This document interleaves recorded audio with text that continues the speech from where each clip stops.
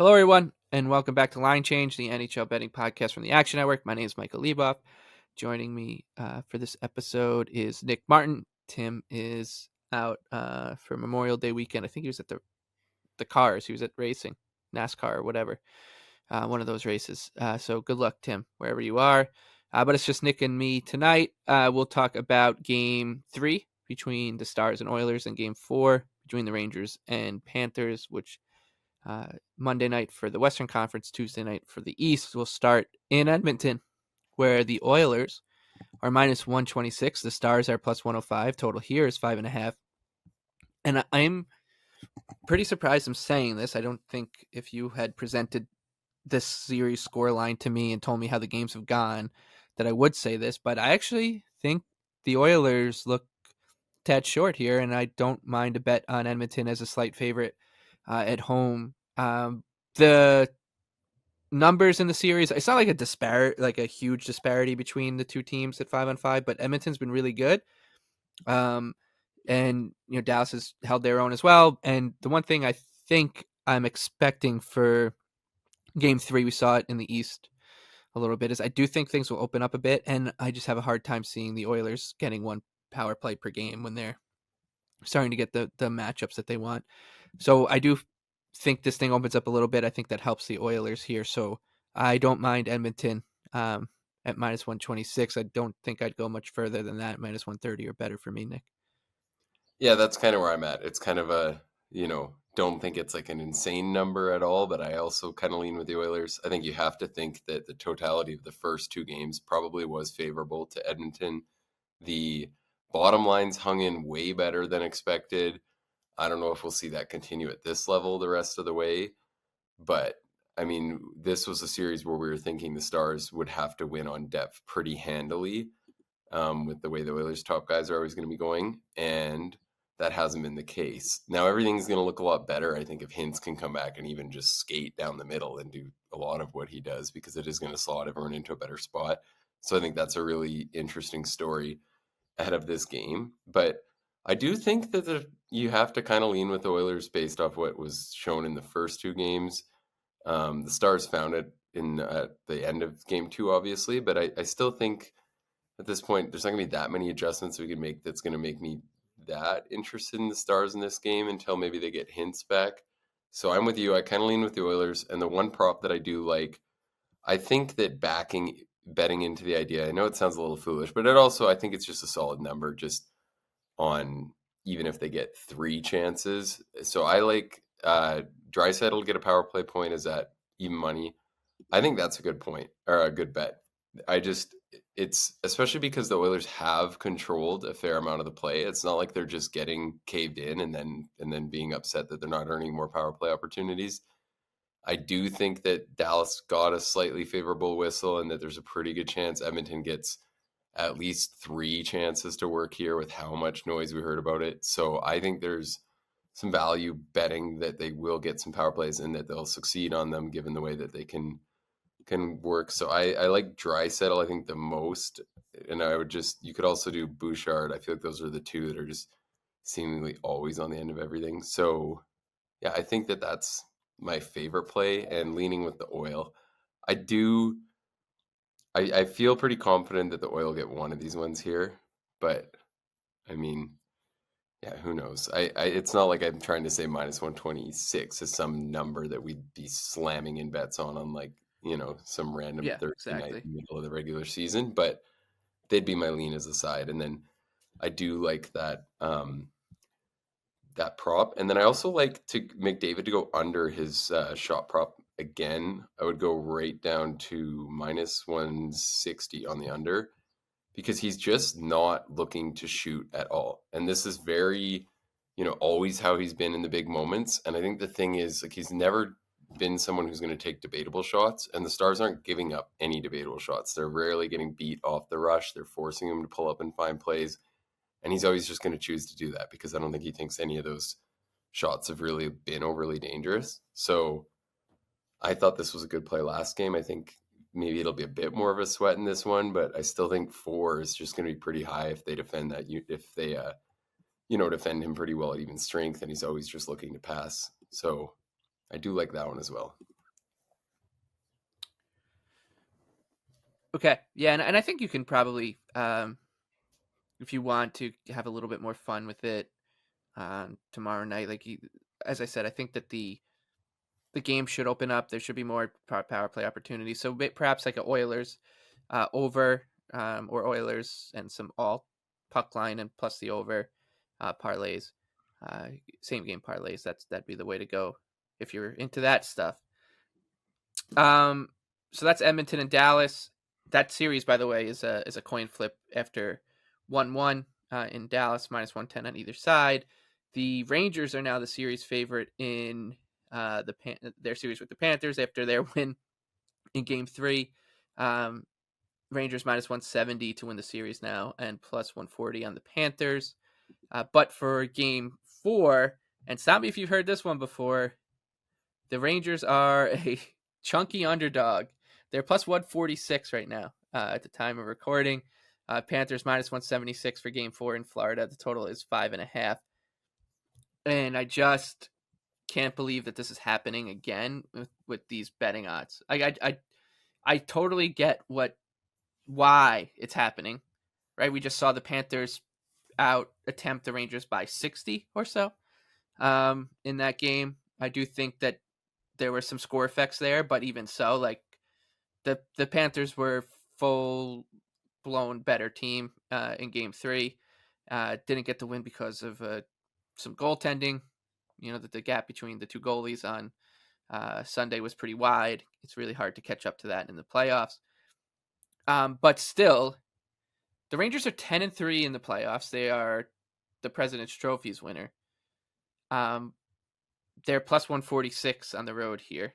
That seems a little nuts to me, Nick. I get that the formula doesn't feel like it should be sustainable, and so many bettors and groups and syndicates and bookmakers, they all derive their value and their odds off of these crazy proprietary models that to take into account a lot more like 5-on-5 sustainable things that you would say are sustainable. But I think that at this point the Rangers have shown that their formula, because of the way that they're built and their specific personnel, most notably in goal, is sustainable for them. It might not be sustainable for the Buffalo Sabres, but it's sustainable for the New York Rangers. So I do think that this number looks pretty lofty on the Rangers, and it would be the blue shirts or nothing for me. Yeah, on this one, it's tough because I was really actually kind of excited. Like, we were pretty favorable to the Rangers in the Carolina series that, yeah, they were getting out chance and out attempted a little bit, but they were right in their wheelhouse. I think that game, and this is why I think everyone's just dying to bet the Panthers. I thought they really got outside of that range of like kind of the Rangers' sweet spot in game 3 and just got right into pure luck box zone. And I know that's going to annoy some people, but I thought like in the Carolina series, they had the puck less, but I still thought they were doing every bit as much, and that showed in the stats. And even in the first 2 games of this series was completely dead even. Like I wrote that I thought the Right. Rangers were probably the slightly more valuable betting side in today's matchup, because they really had just been dead even in terms of chance creation across the board where it matters. So it's not like they were playing bad, and it's kind of going to come down, I think, to how much you think game 4 is going to look like 2 periods of game 3 did, because that was just like, what adjustments do you have if you're the Rangers? And Florida was really sloppy. Like I don't think Bob was nearly as bad as his score line or his stat line suggested. Like I think both the Lafreniere goals were obviously just, I think, on the team, obviously really nice goals too. And the tip in is fine. Like I don't think there's that much you can do if you're him. And credit to the Rangers, I guess, for doing a lot with very little in terms of the puck. But what they gave up at the other end was crazy. Like there was just so many goals that could have been in there for the Panthers. So it's hard to say. Like I guess the first 2 games would tell us the Rangers can be a little sharper too. But I also thought Right. some of the breakdowns from the Panthers defensively were very uncharacteristic. So I wouldn't be surprised if we just see the whole game tighten up again. After losing what was a horrible undercall in that game, I thought maybe if we got a little bit more of an overreaction, I'd be back there. And it's kind of the same way I'm looking at the Panthers here. Like it's just I wanted to bet them, but yeah, I agree. Like I just feel like you can't do that.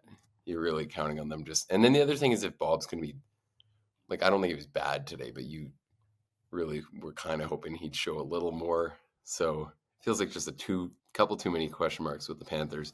I'd probably rather target them in terms of some shot props or maybe Shesterkin saves or whatever. But yeah, it feels like that's a pretty damn steep number when we've just seen the Rangers hang around and find a way all playoff long. All season long. Like it's not just even the playoffs. You think about it. Like think about the Rangers' 10 wins in this postseason, right? They've got 4 against the Capitals. All due respect to your Caps, but one of the Oh, they were, weakest yeah, horrible. one of the weakest playoff teams we've seen, probably the weakest in the salary cap era, I would say. Like, is that at least since like the They're right 2013, there, and without right? Jensen, indeed too. And the Rangers Yeah, earned the right to exactly. play them. Like, Right. No, I'm not saying that, but like you look at I'm not saying at all like that they got lucky with that matchup. It's they won the President's well, Trophy, I but mean, they did get lucky. You don't yeah, typically get. but you know what I'm saying. Like it's I'm not trying to make that this conversation. So you look at their overall playoff profile, right? So they've got 4 of those wins. They've got 10 wins. They're 10-3, 4 against the Caps, then 4 overtime wins. They're 4-0 in overtime. And I'd say 2 of those were very much against the run of play. And then that game 6 against Carolina, where Freddie, gifted a couple late goals. They were out down 3-1. So it's like I get, that's what I'm saying is I understand why we're here. I understand why this number is looking this wide. But at the same time, the most important thing that I think you said in that argument, in when you were sizing up this game, was it's so much. I feel like so many people are just expecting game 3 to carry over into game 4, but why can't games 1 and 2 look more like games 1 and 2, where the Rangers were totally like they were well within their rights to say we deserve to split out of those first 2. So that's why I think that this looks a little outlandish to me. Florida should be favored. They should be a decent favorite, but I think getting plus 146 on the Rangers is pretty easily the better value in this matchup. Yeah, and I think there's some solid shot props. I like Barkov is minus 106 to hit 3 at the time of recording on FanDuel. I think that is solid, and I kind of like Panarin draft. We'll see if some of the sites post a better number when the shot props go up. There's better ones today, but minus 160 to go under 3.5, just like McDavid, and played that today. I think it's just a lot of the same thing. He's, it's one of those things. He prefers not to take stupid shots in the first place, and then they're not controlling much of the play when he's on the ice. He's getting a lot of the top matchups against the Panthers top 6, and basically none of the Rangers fared well versus the Tkachuk line or the Barkov line at all today. They roasted the Ekman-Larsson minutes and the Mikkola, and like that was, I think, obviously what the breakdown was on some of the Rangers goals, but I think that we're probably fairly safe to say that those Rangers top guys are going to continue to lose minutes head-to-head versus the Tkachuk line and the Barkov line, and that if Panarin's not getting a lot of shots on the power play, he's just going to stay pretty low. So he only put up 1 tonight. I don't know if we'll see that change too much. So I like that one as well. All right. So that does it for us tonight. Just the 2 games. And we'll be back again on Tuesday after game 4 between the Rangers and Panthers to size up game 4 between the Oilers, and then game 5 with the Panthers and Rangers. So Tim should be back with us by then. Until then, best of luck with all your bets. For Nick, I'm Michael. Thank you for listening. Thank you to our producer, Noah.